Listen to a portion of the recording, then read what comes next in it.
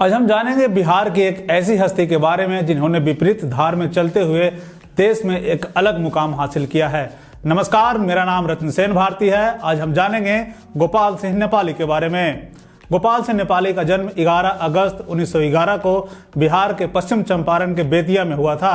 उनका मूल नाम गोपाल बहादुर सिंह था और वे हिंदी एवं नेपाली के प्रसिद्ध कवि थे, एक पत्रकार भी थे। इन्होंने पत्रकारिता के क्षेत्र में काम करते हुए रतलाम टाइम्स, चित्रपट, सुधा एवं योगी जैसी पत्रिकाओं का संपादन किया था। 1933 में उनका पहला काव्य संग्रह उमंग प्रकाशित हुआ था। उसके बाद पंछी, रागनी, नवीन और हिमालय ने पुकारा इनके काव्य संग्रह प्रकाशित हुए। गोपाल सिंह नेपाली ने देश प्रेम, प्रकृति प्रेम तथा मानवीय भावनाओं का सुंदर चित्रण किया है।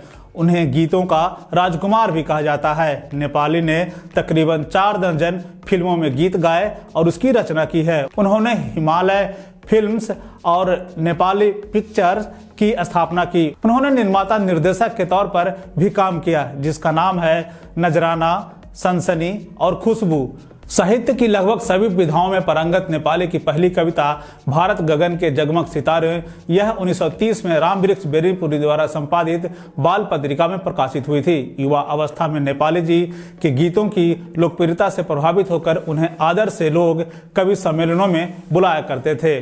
उस दौरान एक कवि सम्मेलन में राष्ट्र कवि रामधारी सिंह दिनकर ने उनके एक गीत को सुनकर गदगद हो गए और वह गीत था सुनहरी सुबह, नेपाली की ढलती शाम, बंगाल की कर दे फीका रंग चुनरी की, दोहरी नैनीताल की। क्या दरस परस की बात यहाँ पत्थर में भगवान है, यहाँ मेरा हिंदुस्तान है, यह मेरा हिंदुस्तान है। नेपाली जी को गीतों के उस दौर में खूब धूम मची थी, लेकिन उनकी माली हालत खराब थी। वो चाहते तो नेपाल में उनके लिए सम्मानजनक व्यवस्था हो सकती थी, क्योंकि उनकी पत्नी नेपाल के राजपुरोहित के परिवार से ताल्लुक रखती थी। लेकिन उन्होंने बेतिया में ही रहने का निश्चय किया। साल 1944 में मुंबई में उनकी मुलाकात फिल्मिस्तान के मालिक तुलाराम जालान से हुई। उन्होंने नेपाली को 200 रुपये प्रति माह पर गीतकार के रूप में 4 साल के लिए अनुबंध पर रख लिया। फिल्मिस्तान के बैनर तले बनी ऐतिहासिक फिल्म मजदूर के लिए नेपाली ने सर्वप्रथम गीत लिखे थे।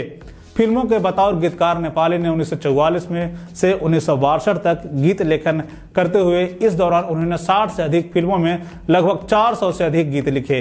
दिलचस्प बात यह है कि इनमें से अधिकतर गीतों के धुन वे खुद ही बनाए थे। नेपाली जी को जीते जी वह सम्मान नहीं मिला जिसका वे हकदार थे। उन्होंने अपने इस दुख को अपनी कविता में उतार दिया और वो कविता इस प्रकार थी।